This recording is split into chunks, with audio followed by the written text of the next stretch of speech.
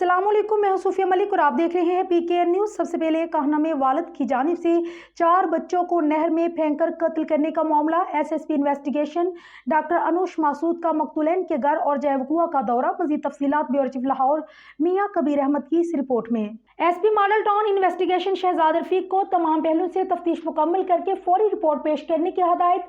SSP investigation मकतूल बच्चों के घर गई और वालदा से इजहार अफसोस किया। फौरी इंसाफ की यकीन दहानी करवाई। डॉक्टर अनूश मासूद ने नहर लिलियानी जयवकुआ का दौरा भी किया और नहर से मिलने वाली 3 बच्चों की नाशों का मुआयना किया। नहर पर बच्चों की नाश तलाश करने वाली रेस्क्यू टीमों की कार्रवाइयों का जायजा लिया। उन्होंने बकिया बच्ची की तलाश के लिए कार्रवाई को मजीद तेज करने की भी हदायत की।